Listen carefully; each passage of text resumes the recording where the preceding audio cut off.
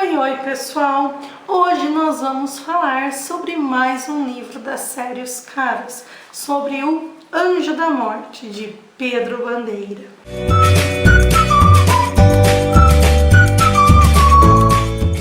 E já no início, o Miguel recebe um telefonema da Magri.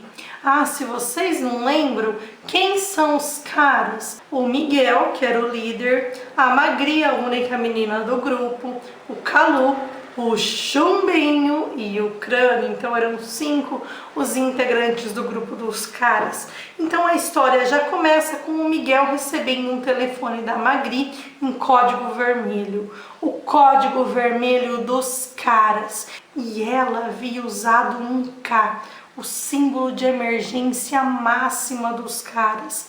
Alguma coisa muito terrível deveria ter acontecido na noite anterior, quando a Magri e o Calu tinham ido ao teatro para assistir Rei Lear, estreia da peça de Shakespeare. A Magri tinha ligado bem cedo, ele ainda nem tinha se levantado para ir para a escola. Como é comum nos livros do Pedro Bandeira na série Os Caras, o narrador vai para uma cena, vai para outra. Aqui, gente, o narrador volta para a noite anterior, quando a Magri estava com o Calu no teatro. Ambos estavam sentados na primeira fila. A peça seria encenada por Solomon Friedman. Este seria o protagonista. Era um ator húngaro que estava no Brasil desde o fim da Segunda Guerra Mundial. E esse Solomon, o Sol, era o professor do Calu. O Calu era um ator, ainda era criança, mas era um ator e muito bom, por sinal. Agora, naquela noite, ele estava ali para assistir. Calu não fazia parte da peça, apenas iria prestigiar a atuação de seu professor. Antes do início da peça, o Calu deu uma passadinha no camarim do querido Sol, seu professor, para lhe desejar boa sorte. E viu que ele tinha escondido um papel amarelo quando o menino entrou. Alguma coisa tem aí, hein? Voltando à plateia, Calu e todos os outros aguardavam ansiosos o início da peça, quando de repente ouvem um terrível grito que surpreende a todos. Nossa, Rei Lear estava começando de um jeito diferente. Só que Calu já tinha assistido o ensaio várias vezes e sabia que a peça não começava com um grito. Havia algo errado. De repente, ouvimos uma mulher gritando: "Meu Deus, ele está morto!" Gente, haviam assassinado o professor do Calu. Só que ninguém tinha ouvido os tiros, ele levou um tiro na nuca, mas ninguém tinha ouvido os tiros por causa do ribombar dos tambores para o início da peça. O detetive Andrade, antigo amigo dos caras, detetive da polícia, já estava ali para investigar a pedido da Magri, que tinha telefonado para ele, e pede para que todos voltem aos seus lugares.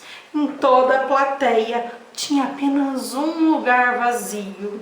Aquele lugar, segundo as pessoas que estavam ao redor, era de um homem velho que havia pedido licença um pouco antes do início da peça, com um sotaque estranho, com um sotaque alemão. Bom, já na manhã seguinte, o grupo dos caras, Magri, Miguel, Calu, Chumbinho e Crânio, se reúnem em seu esconderijo secreto no Colégio Elite, 40 minutos antes das aulas começarem. Para o Calu, a morte de seu professor era resultado de um crime político, porque depois da morte do professor, o Calu voltou ao camarim e encontrou no lixo aquele papel que ele tinha tentado esconder de seu aluno. Era o professor de Calu. Não podiam ignorar aquele crime. Era um crime para os caras desvendarem. Mas o que havia naquele papel? O que estava escrito naquele folheto? Lá havia uma cruz suástica, o terrível símbolo do nazismo, e havia uma mensagem que traduzida significava: lembre-se, judeu porco, ninguém sobrevive ao meu inferno. Gente, provavelmente aquele que matou Solomon Friedman o matou por ser judeu. Então era uma perseguição de alguém que provavelmente teve algum contato com ele na Segunda Guerra Mundial. Ele tinha conseguido fugir dos campos de concentração em 1944 e vindo morar no Brasil. Enquanto isso, nós vamos acompanhar os passos do velho alemão, exatamente os passos do assassino de Solomon Friedman. E ele estava leve, muito feliz após a morte de Solomon. Nem parecia que já carregava nas costas 7 décadas, ou seja, 70 anos. Ele seguia para a mansão da organização muito bem guardada. Na entrada havia uma placa que dizia Lar da Juventude Brasileira. Ali, jovens e crianças abandonados eram recrutados e cuidados. Eles eram treinados para constituírem o futuro exército do Quarto Reich. Vou deixar escrito aqui para vocês, não sei bem como se pronuncia. Esse alemão passou décadas se escondendo, mas agora tinha certeza de que os bons tempos iam voltar. Finalmente poderia usar de novo a farda das tropas daqueles que fizeram a glória da Alemanha. Enquanto isso, o detetive Andrade procura os caras para conseguir mais informações sobre a morte do professor. Quando todos estavam no fusquinha, Kalu vê no jornal a notícia de que Ferenc Garbor, curador universal da obra de Davi Segal, chegaria naquele dia ao Brasil, trazendo uma exposição de arte. Uma exposição com telas inéditas, pintadas pelo gênio judeu-alemão do expressionismo pouco antes de sua morte. Segundo Kalu, gente, esse Ferenc Garbor era muito amigo do professor, muito amigo do Solomon, estava vindo pela primeira vez ao Brasil. Esse Ferenc estava ligado ao passado de Solomon.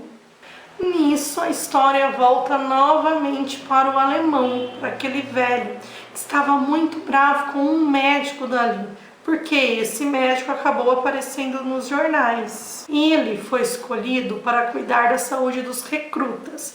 Em breve teria apenas um único paciente, o esperado. Mas o que havia acontecido para que esse velho alemão ficasse bravo com esse médico? Estava bravo porque saiu no jornal que o médico estava sendo processado. Mas segundo o médico era tudo culpa dos judeus que dominam os conselhos de medicina e não sabem reconhecer um verdadeiro ariano. Esse médico havia se recusado a atender uma grávida negra que estava em situação de risco e por isso acabou sendo processado. Para o comandante, todos os sangues impuros devem morrer, restando apenas o puro, o O positivo, o sangue universal. Universal e branco. O comandante, gente, esse velho, havia entrado para a história com o título de Anjo da Morte. Olha a referência ao título do livro. Mas por que Anjo da Morte? Porque ele ficou responsável por treinar um grupo de prisioneiros para embalsamar a cabeça de cada criança judia que saía da câmara de gás. E foram embalsamadas mais de 18 mil cabeças.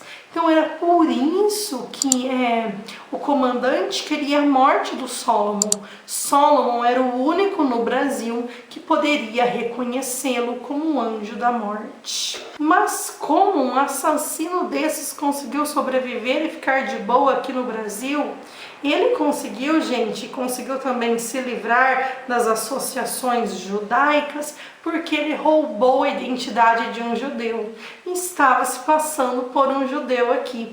Tanto que ele vai ao teatro como convidado de honra do Solomon, porque cada ator tinha alguns ingressos que podia distribuir. E o ingresso para o comandante foi distribuído por Solomon, claro, sem o Solomon saber quem era exatamente ele. Então, quem poderia reconhecer esse velho como um anjo da morte? O Solomon e os outros dois que estavam com ele, o Davi Segal e esse Ferenc Garbo. Só o Solomon estava no Brasil, então só o Solomon ofereceria perigo a ele. Então por isso ele quis a morte de Solomon. Agora, quando ele vê no jornal que o Ferenc Garbo estava vindo para cá, poxa, era mais um que poderia reconhecê-lo, era mais alguém que poderia atrapalhar seus planos. E aí, o que vai acontecer agora? Gente, esse é um livro que vai trazer muitas informações da Segunda Guerra Mundial, muitas informações sobre o nazismo.